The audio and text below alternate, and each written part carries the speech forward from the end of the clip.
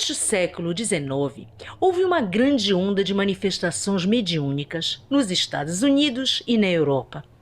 Essas manifestações consistiam principalmente em ruídos estranhos, pancadas em móveis e objetos que se moviam ou flutuavam sem nenhuma causa aparente, como no caso das mesas girantes. No final dos anos de 1840, destacou-se o suposto caso das irmãs Fox nos Estados Unidos. É importante lembrar que durante o século XIX, a Europa vivia uma época de desencanto religioso, marcada pela decadência das autoridades eclesiásticas. E é neste cenário, onde a fé está em crise, que surge o que conhecemos hoje como Espiritismo. Durante muito tempo, a ciência interpretou a existência e a aparição de fantasmas como fruto de autossugestão, alucinação e todos os demais tipos de desequilíbrios psicológicos. Mas essa abordagem se intensificou a partir de meados do século XIX, quando os pesquisadores desses processos começaram a utilizar câmeras fotográficas para poder provar a existência dessas aparições. Pessoas que nunca antes haviam se interessado no assunto começaram a dedicar grande parte de suas vidas a buscar uma aproximação com o outro plano. Uma procura frenética para descobrir o que lhes reservava o destino. Queriam encontrar respostas para perguntas que só podiam ser respondidas por pessoas que já haviam morrido.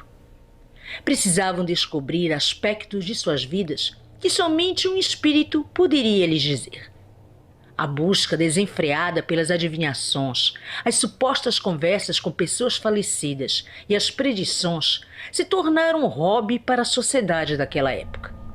Como consequência, o espiritismo se tornou uma fonte de poder e sabedoria para algumas cúpulas sociais, deixando de lado os oportunistas e charlatões que diziam possuir falsas habilidades sobrenaturais para impressionar, obtendo com isso dinheiro e influência.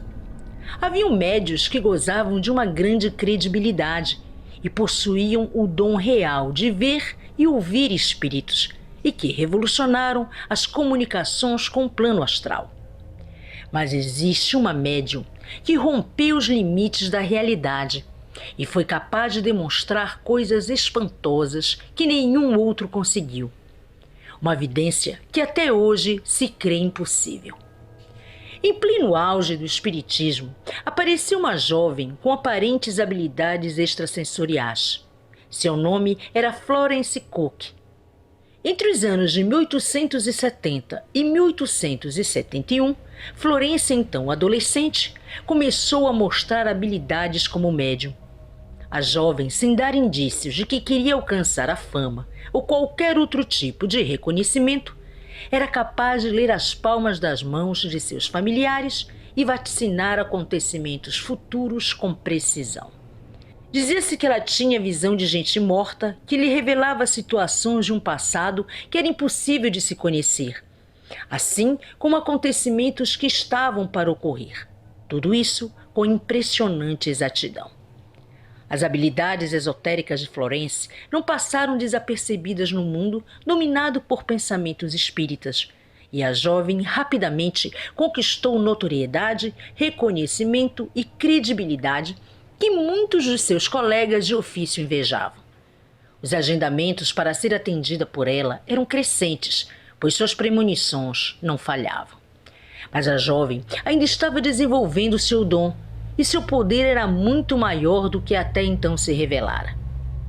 Dias antes da sessão espírita que mudaria tudo, a jovem clarividente assegurou que uma misteriosa entidade feminina se manifestava em seus sonhos e também em algumas sessões de contato com o outro lado.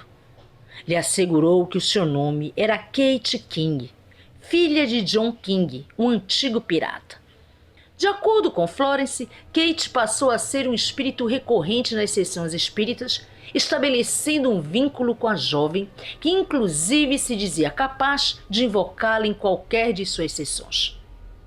A afirmação parecia impossível, mas na sessão espírita de 1873, Florence, após sentar os convidados na mesa principal, Foi se ocultar, como de costume, atrás de uma cortina que escondia um cubículo.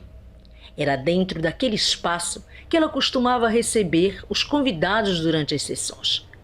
Segundos depois, as cortinas se deslocaram lentamente para dar visão a uma mulher completamente desconhecida que vestia uma impecável túnica branca.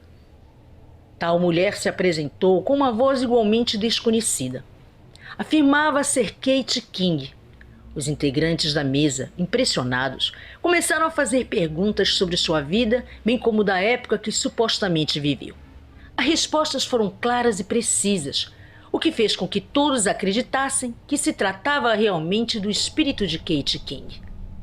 Florence Cook, a médium, foi capaz de projetar ectoplasma, que é a energia espiritual externizada pelos médiuns em que entidades já falecidas usam para se materializar, sendo um meio utilizado pelo médium para transitar entre o mundo dos vivos e dos mortos. Nunca na história houve uma materialização mais clara e evidente do que a de Kate King. Foi um dos poucos ectoplasmas com evidências fotográficas, e aquela não seria sua primeira nem sua última aparição.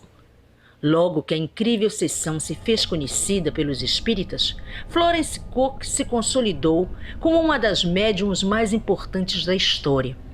Porque enquanto outros espiritualistas só podiam materializar ectoplasmas parciais, como braços, cabeças, pernas, o da jovem Florence era tão completo e perfeito, gerando materializações plenas, que era impossível não sentir-se chocado dentro daquelas sessões. Antes de tal evento ocorrer, todas as dúvidas acerca da autenticidade do espectro de Kate King eram plausíveis, uma vez que eram muitas as fraudes apresentadas como eventos espirituais reais. Por isso, a lista das pessoas que esperavam interagir com o espírito de Kate King eram tão extensas que alguns tinham que esperar durante meses para poder participar de uma sessão com a jovem. Mas o que faz a história de Florence Cook ser surpreendentemente interessante é que um dos cientistas mais relevantes da época, Sir William Crookes, futuro ganhador de um prêmio Nobel de Química em 1907, estava muito interessado nas habilidades psíquicas da jovem Florence e comprovou através de um ambiente controlado que o espectro de Kate era real. Em abril de 1874, William preparou uma sala junto com outros colaboradores e convidou Florence para uma sessão.